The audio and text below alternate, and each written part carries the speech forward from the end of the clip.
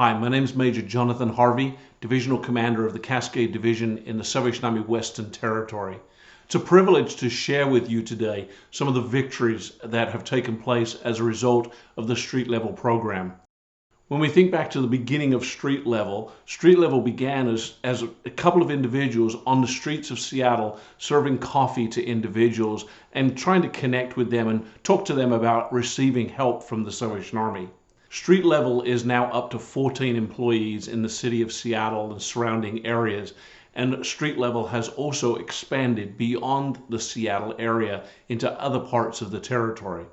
I think one of the reasons that street level is so successful is it really gets to the person on the streets. We're not waiting for someone to come to us. We're not waiting for somebody to come to one of our buildings or to an office somewhere, but we're literally going to where the need is the greatest and serving the individual right there, building a trust relationship, developing the case management necessary to come alongside that individual and find them permanent help.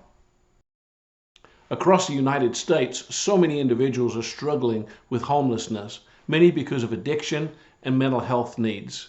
When I think back to those early days of street level, the first funding that we received required that we house 39 individuals in our first year of operation.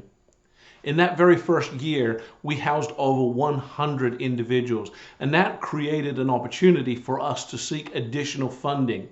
As funding was increased and as donors and government officials saw the possibilities of this program, it was able to expand to what it is today. In this past year, street level has housed over 1,000 individuals, and they're on target to complete that every year moving forward, again, as their area continues to expand. Following this video, I'd like to share with you a video of our county sheriff's department that has deployed people with our street level team. They're sort of embedded with the street level team on the streets, which really demonstrates the value of engagement with law enforcement. I'm extremely excited to hear that your territory is considering expanding street level and considering what that might do for the individuals that are suffering from homelessness in your country.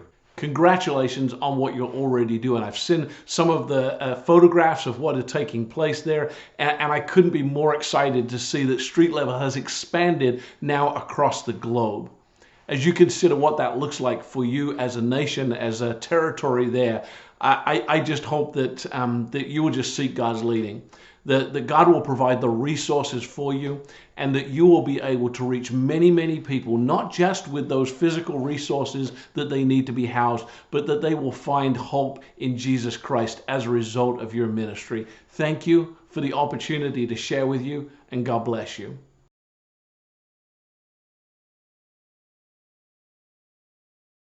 So now I'd like to introduce Transit Resource Officer Brian Rose. Hi, Brian. Hi. How are you today? I'm fantastic. Good to be here. Great. Can you tell me a little bit about the work that you do with street level? I started as a TDA here with the Transit Resource Officer at Metro. Fantastic organization to be a part of, to have that in-person outreach that you can actually count on. Yeah. And be a part of, and to be able to refer them to your district partners, your other partners, and give them the phone numbers or the emails that they can reach out and say, hey, I have somebody else that needs help. You know, to be able to be confident and, you know, be able to work with them is just a huge blessing. Sounds like it. We were talking earlier. Can you just tell me, and for the folks that are watching here, a little bit about your last couple days? Typically on a Wednesday, Mike usually goes out with street level on the south end of King County, and I usually go on Thursdays on the north end of King County. And I end up doing the south end because Mike had other obligations he had to attend to. But we reached out to, between Wednesday and Thursday, we reached out, probably had 5-6 contacts.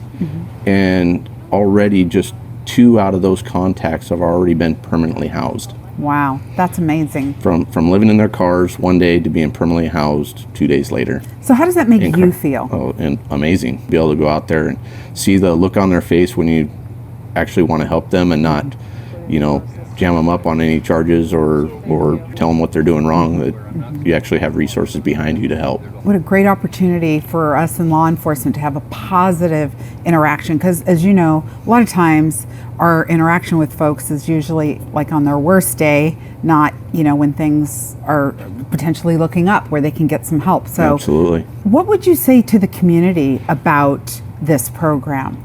It's like no other. Like I said, I've been here for 8.5 years with the sheriff's office, and I've never dealt with an outreach company or program like this ever. To have an actual in-person outreach program that you can contact 24 hours a day if you need be, that they are there to help you, and I've never seen anything like it.